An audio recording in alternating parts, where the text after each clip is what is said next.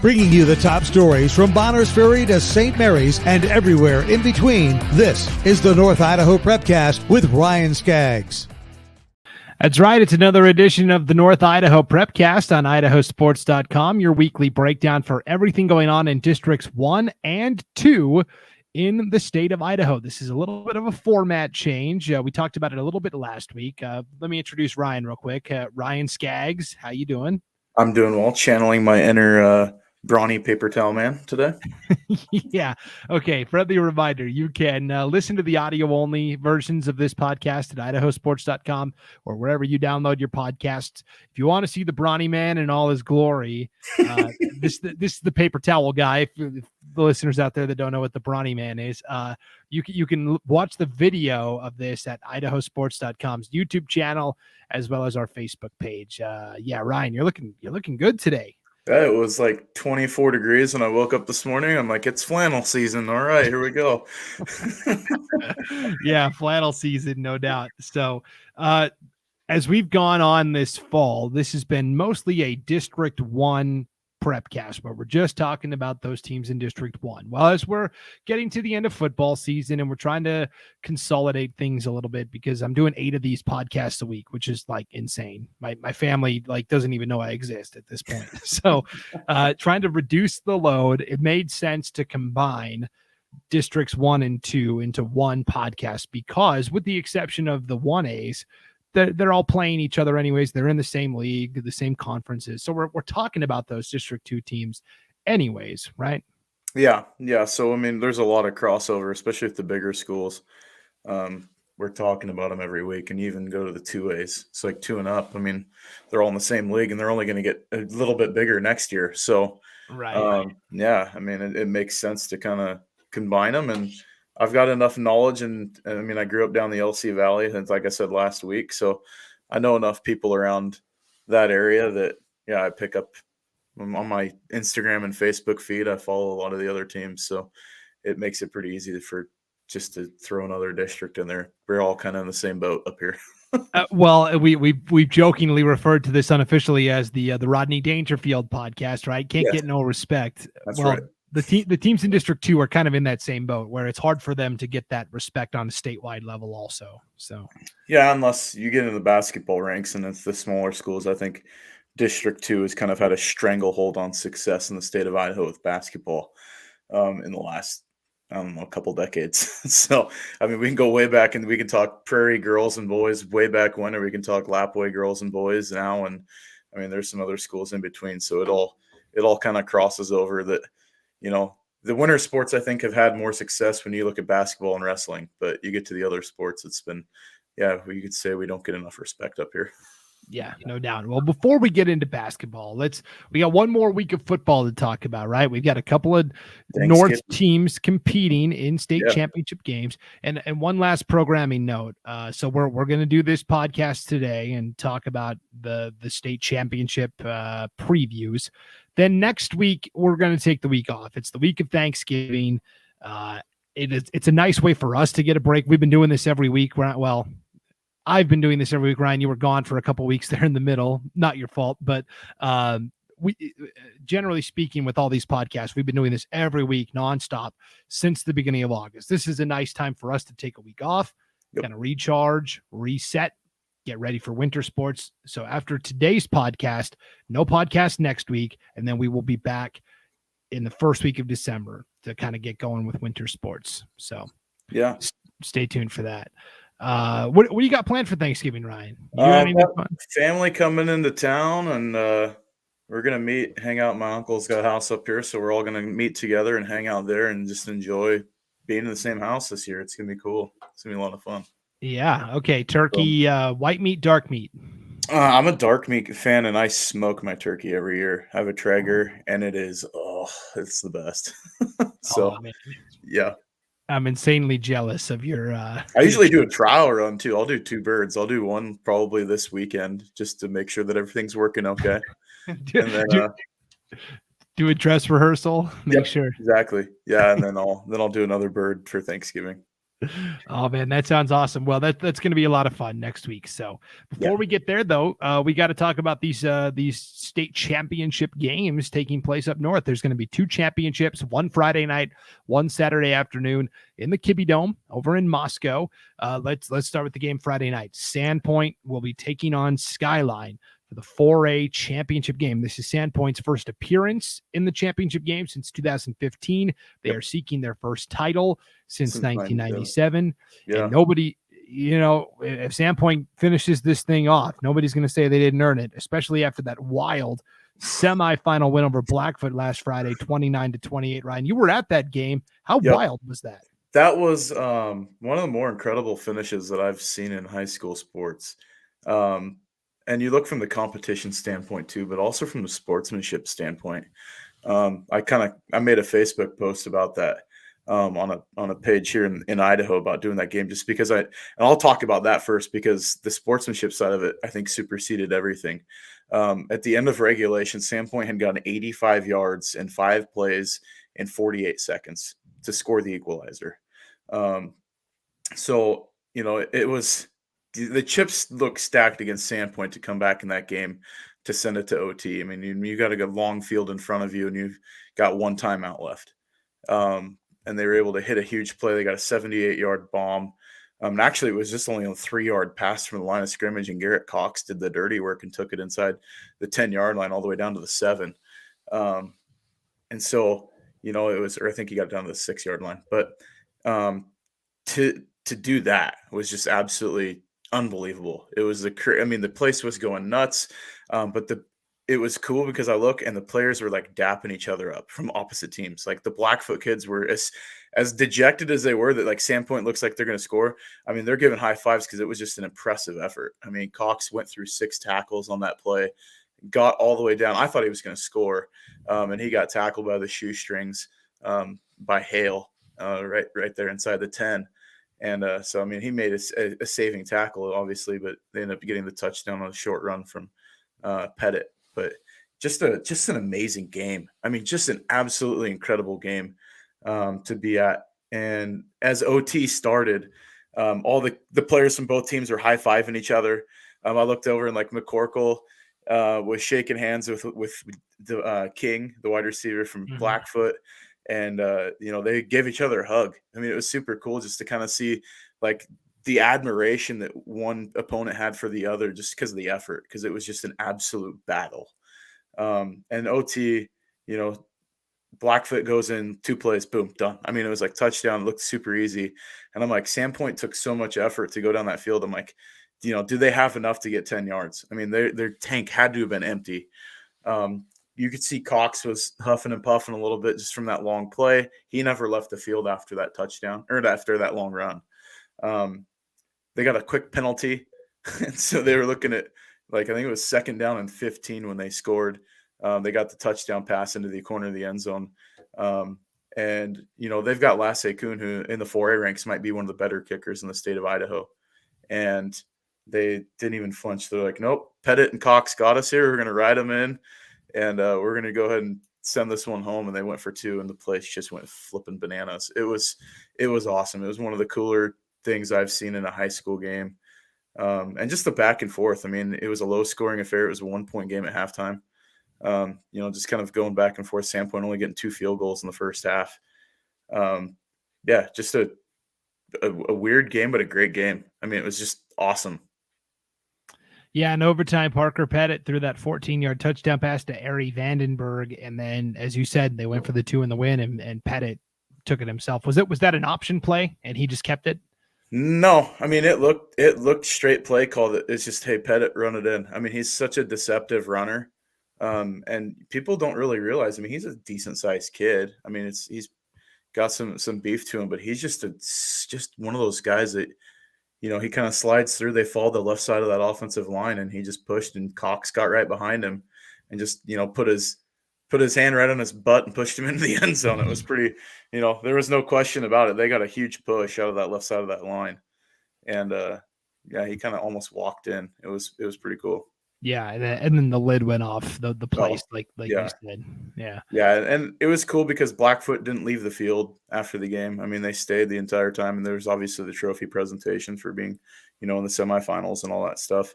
Congratulating Sandpoint on their win, but it was the respect from the coaches and the kids was super cool. It was really a neat deal.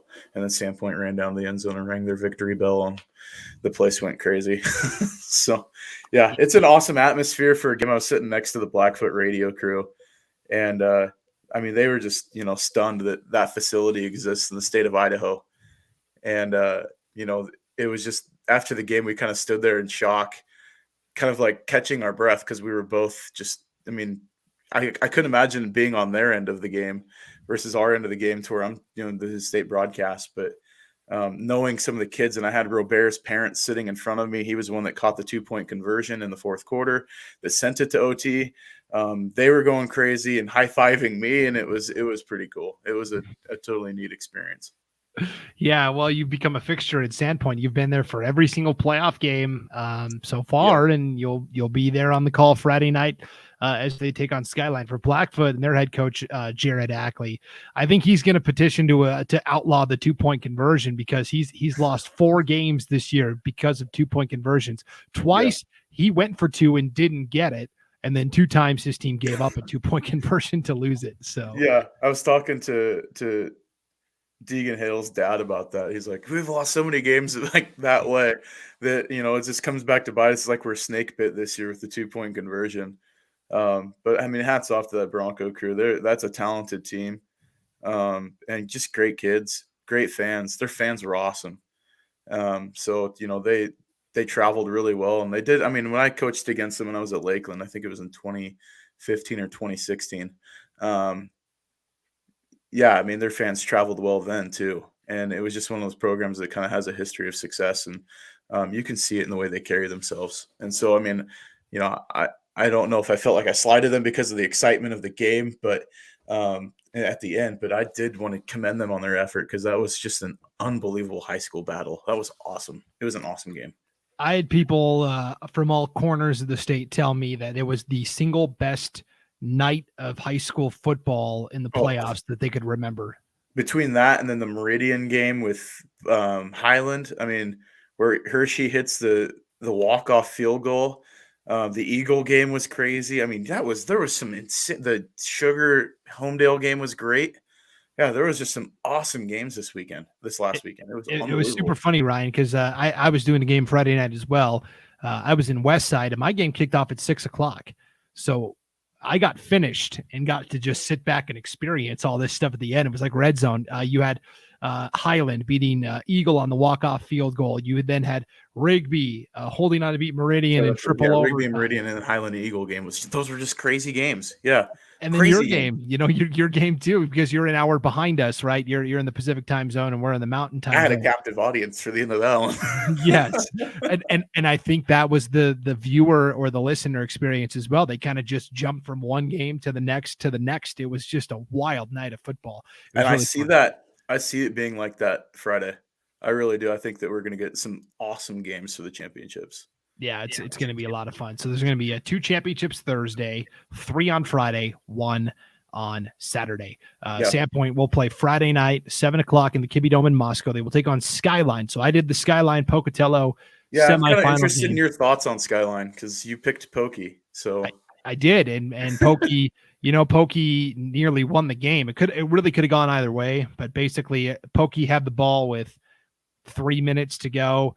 Down 5. It was a weird scoring game, but they were down 5. They were driving a chance to take the lead, and they threw an interception, and Skyline got it back and ran out the clock.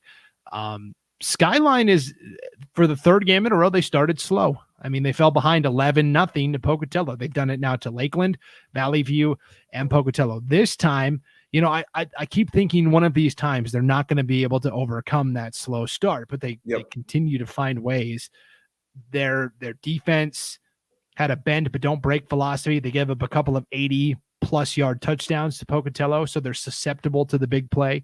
And then on offense, Skyline doesn't have the ability to pull out a big play. When they score, it is a 10-play, 80-yard drive that takes 6 minutes off the clock. They just don't have the big play weapons. So when they score, they have to earn it. They've got a great wide receiver, Kenyon Sadiq. But again, I would say 70 to 80% of what he caught were screen passes. They throw a screen to him and trust that he's, 6'4", 210, whatever, that he's going to be able to muscle his way past a couple of guys. Now, he did make two incredible catches, two of the best catches that I've seen all year. One of the catches you can see on the homepage at IdahoSports.com. It's the image I used in the semifinal recaps, where he's got two defenders draped over him and he's kind of horizontally catching the ball. So he caught a touchdown there. And then the second touchdown, Pocatello couldn't have had better coverage. He literally just stretched up and basically out-jumped the guy. He mossed the guy? Yeah, basically, yeah. Yeah, he mossed him. So so the book on Skyline is if you can stop Sadiq, you're pretty much set. So I don't know. What's the story on Silverio? Because I'm looking at stats, and I mean, they look like decent stats, like he's a serviceable back. I mean, is it the running game just kind of to complement a passing game, or is it the other way around? I mean, you can figure out pretty quickly what they're doing. Silverio pretty much runs up the middle. They like to bring the slot back in motion. His name is Caden Taggart. They bring him in motion almost every play, and sometimes he gets it on the jet sweep. He's been a more effective runner, Taggart has, than Silverio. Silverio, they don't give him the ball enough. He's only getting 10, 11 carries a game, and he's averaging 7-8 yards a pop, but they seem to get away from it for whatever reason. So the running game, I'm not worried about. Sandpoint's got a very good defense. I think they shut that down. Sandpoint's secondary is just unbelievable. I mean, in that Blackfoot game, just what they did to Hale and King was, I mean, they had great games. I think they could have, against any other team, they would have taken over. But I mean, they didn't give up in a play longer than 15 yards. Yeah, that's impressive. So yeah, I guess my question would be is how did Sandpoint stack up against Javante King? Because Kenyon Sadiq is very similar, 6'4", big, physical. I'll put it this way. They didn't play anything other than man on Hale and King the entire game. And I don't think they had a passing touchdown. So if I remember correctly, I don't think Blackfoot scored on pass. I think it was rush only. So, I mean, they had a couple decent gains. They had Blackfoot would run like a 15-yard comeback that was really effective, but Sandpoint was just taught their DBs, we'll give them 12 yards. I don't care. We're not giving them 30. And McCorkle out there, or if it's Coda Hartley, or if it's Zimmerman, whoever is out there, because they were rotating at corner, and all their corners are solid, and they played great. McCorkle did a great job on King. He was on him, manned up all game, and did an awesome job. Granted, McCorkle had to play offense too, so I could kind of see a little bit of, conditioning coming into play in the late part of that game. But their pass rush was great on Friday night. They had Ballison had a great game at the end. I mean, he's a quick little guy. He's not huge, but he comes off that edge in a hurry, and he comes downhill, and he was just wreaking havoc in the backfield for their quarterback. Yeah, I will say that is the one advantage Skyline has had over the three teams they've beaten, Lakeland, Valley View, Pocatello, is their depth. Skyline doesn't play anybody two ways. Occasionally, they'll put Kenyon Sadiq out at cornerback as well, just to match up with an athlete. But for the most part, you're playing one side of the ball, and they have been able to wear teams down. That was the problem with Sandpoint was for most of the season. In the playoffs, they've had, just because of injuries, they've had to play more guys. You've seen McCorkle coming over on offense a little bit more. Even seeing Wes Benefield come over on offense a little bit. It hadn't been an issue until lately. Because Max Frank was out last week with an ankle. Hopefully, they're hoping he's back for the title game, which would be a huge boost on offense to actually have another deep threat, because they didn't have one last week. And I think that was the difference maker. I think that game could have been more in favor of Sandpoint if Newhart or Frank was in that game, just because they had the ability to extend the field, and they didn't have that last week. So, I look at the kind of position wise, and I remember I would listen to the Lakeland game when they played Skyline, just with what Lakeland was able to do when they ran the ball, and then knowing, you look at the stat line with Valley View, they were able to successfully run the ball. And then early in the year, teams have had opportunities to run pretty well on Skyline. So I'm looking at Sandpoint and I'm like, what's Skyline going to do to stop Sandpoint? Because if you're going to focus on Garrett Cox, Parker Pettit's going to kill you. If you focus on Parker Pettit, Garrett Cox is going to kill you. So, what are you going to do in that run game to shut things down? I mean, that's going to be the question Friday night. Yeah, and Reich and Echo Hawk, Pocatello's running back, also averaged almost 10 yards a carry in that game. So you're right. Cox 10 yards, he's going to take 30. I mean, that's just the way he runs. Yes. I like Sandpoint in this game. I've liked Sandpoint since the preseason. They've been my 4A pick to win the title. They have the advantage at every spot, I think, except depth. That's the one key. And if Skyline can hang in the game, this is what they've done. They've started slow. They've been able to come back and slowly wear teams down. So that's the only concern I have for Sandpoint. Yeah, I mean, I look at Sandpoint's offensive line, does a great job moving. And in the passing game, they're okay. They're great again in the run. They're amazing run blocking team. In the passing game, they're okay. Garrett Cox does a great job picking up blitzes. I don't think he gets enough credit for that when he stays in to block. He's a great blocker as a running back too. Parker's got a good arm. I mean, he's got a live arm. He's accurate. It's just, who does he have for weapons out there? There was some big drops. Their Achilles heel is penalties. They've put themselves in the hole off after big plays, especially. They'll get, on the plus side of the 50. And then next thing you know, 2 holding penalties later, they're, looking at first down and 38, and that's happened a couple times in the last 2 games. One of which they were at first down and 48 against Shelley. So, I mean, you don't really see that much, but it happens. And they had 3 consecutive holding calls and it just kept driving them back. And that was right before half against Shelley. But if they can play clean football, not get the penalties on offense, I like the Bulldog. I mean, I don't want to say anybody's a team of destiny, but I kind of, after Friday night and what I saw in the drive in that team, man, I don't know. I don't know if I've seen a high school team that's more driven towards a goal, than that Bulldog team is. Sandpoint's probably my pick to win, but I don't want to sound like a homer. But I've been saying it all year. They're the number 1 team in the 4As in the state of Idaho, and they're just getting overlooked. You can't really overlook them anymore. I mean, this team and what they're able to accomplish and what they do on defense is, I mean, that linebacking crew and that secondary is just, it's a thing of beauty. If you like the game of football and you just watch how those kids play, man, it's a lot of fun. It's a ton of fun to watch them play.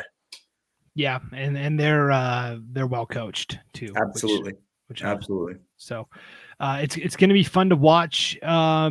As we get into basketball season, because a lot of these Sandpoint guys play basketball, right? Parker Pettit, Vandenberg is probably the best basketball player at Sandpoint. He really is the focal point of what they do. And it'll be fun to see if they get back to state and get to match up with like Blackfoot. A lot of those guys play basketball. Yeah. A lot of these Skyline guys play hoops. It's going to be fun to see how those rivalries cross over. Sandpoint's got to get past Lakeland, though. That's the problem. Well, Lakeland lost a lot to graduation, so true. Sandpoint was a very young team last year, and so they bring back almost everybody. So we'll table the hoops discussion for a couple more. 2 more weeks, we'll talk about it. Yeah. I'll even intro some wrestling stuff too, because I mean that's where my following's been. But we've got one of the best wrestlers in the United States. I'm not saying in Idaho, in the U.S. right here in Coeur d'Alene. So he's signed with a letter of intent to wrestle at Michigan. We'll talk about him because Rylan Rogers is special. Yes, he really came on the scene last year and turned heads. Yeah, a lot of fun. So I know the family pretty well. So he actually grew up in Clarkson in my hometown. So cool. There's going to be no shortage of topics to talk about it after we come back from the Thanksgiving break. Yep. So we'll get all the L-tryptophan out of our system and be able to talk some hoops and wrestling. That's right. Okay, well, let's take a quick break. Let's hear from our sponsors, the Idaho Division of Public Health, and we'll come back and break down the other championship game taking place up north. It's swinging all the way to the other direction, 1AD2, as Cary takes on Kendrick. We'll preview that matchup right after this on the North Idaho Prepcast on IdahoSports.com. It's time to start planning for back to school. That's why I got my kids vaccinated for COVID-19. Kids 12 and older can get vaccinated. The vaccines have been researched and tested. They're safe and they work. And I hope everyone will choose to get vaccinated too. Back on the North Idaho Prepcast, IdahoSports.com, Brandon Baney with Ryan Scaggs. The other championship that's taking place up north will be Saturday at 1 p.m. in Moscow's Kibbe Dome as Kendrick tries to win their first title since they split up the 8-man ranks into D1 and D2. It's not going to be easy. They're going to take on perennial power Carey in a game that I think the scoreboard operators should start warming up right now. There's going to be a lot of points scored in this one. Yeah, I mean, they're lucky they've got a triple-digit scoreboard in the dome, so it could be exciting one. And you look at the way that Kendrick played, especially in the second half last week. If they can play with that same effort and that tenacity that they had, we're in for a heck of a ball game. That's going to be a fun 8-man game. Kendrick Taylor he's a special athlete. I mean, that kid, he had like 3 interceptions, and then 1 was for a touchdown, and then he had another touchdown or 2 on offense, I believe, as well. But yeah, that's a Coach Hobart's bunch is a fun group of kids to watch. Yeah, how weird was this, Ryan? In both of the 1A D2 semifinal games, you had a player accomplish the same thing. Hunter Taylor for Kendrick, you're right. He had 3 interceptions. 1 he returned for a pick 6, and then he caught a touchdown pass on offense.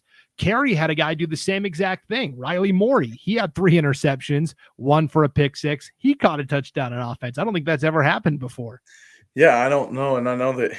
I mean, you start going into record books, and I could mention a few guys like down in Lewiston that are huge into high school sports that would probably be able to tell you when and where that happened. Like Mike Tacko, who's an official in Idaho, might be one of those guys that keeps track of all that stuff. But I think he was doing a game that you guys had last week in Holt Arena as an official. Yeah, I think it was the Oakley Butte County game. Yes, if I'm remembering correctly. Yeah, I remember Paul talking about. I'm like, I know Mike from way back. Yeah, that's just from being a Valley kid. I get to know those guys.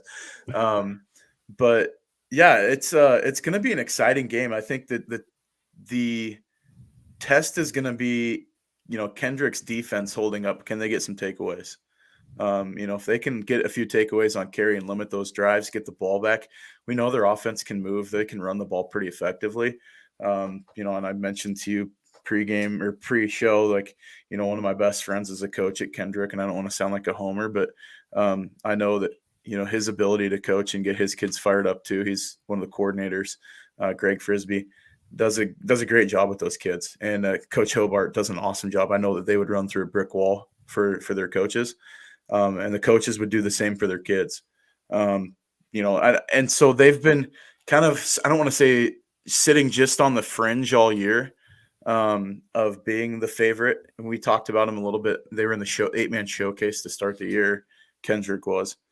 But, they've kind of been floating out there that I'm like, don't sleep on these guys. Like everybody's talking Carey and everybody else for the title game. They're, Kendrick's every bit as good as everybody else in the state. And I think they're going to get a chance to show it on Saturday. But really, it's going to be that Kendrick defense. I think that's going to be the test. And if you're going to watch one area of the game, that's going to decide it, is that can that defensive unit get some stops and get a few takeaways? Yeah, I mean, Carey they're so efficient offensively. Almost every drive that they start ends with them in the end zone. And so, yeah, to your point, I don't even think it necessarily has to be takeaways, but just getting a stop.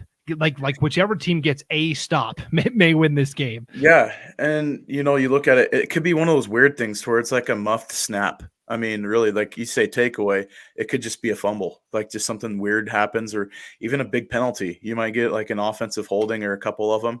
They just stalls a drive out, and it's enough to kind of equate, getting a big stop on defense. Maybe somebody shooting themselves in the foot.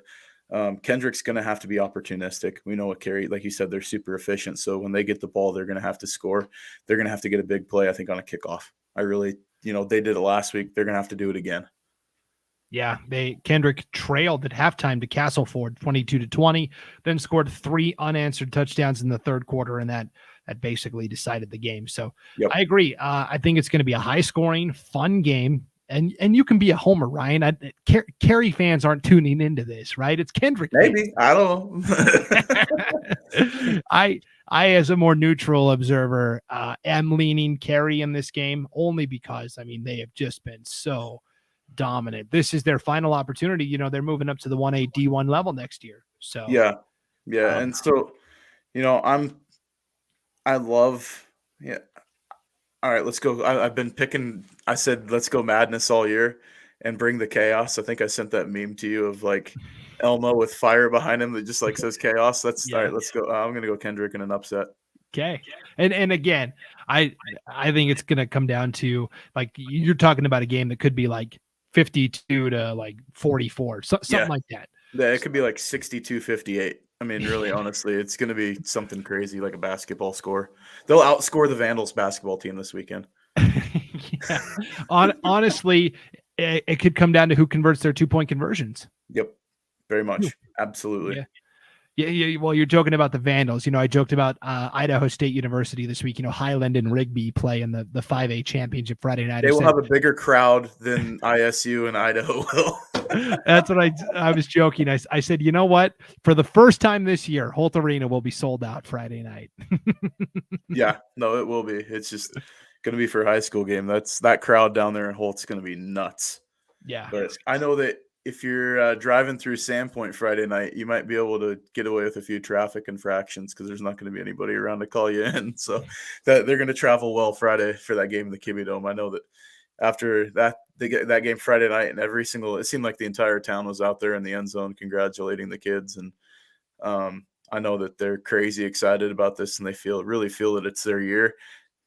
Coach Knowles does a great job with that group, that he keeps them grounded. And, really, I felt in that Blackfoot game was the first time Sandpoint had been tested this year in the first half.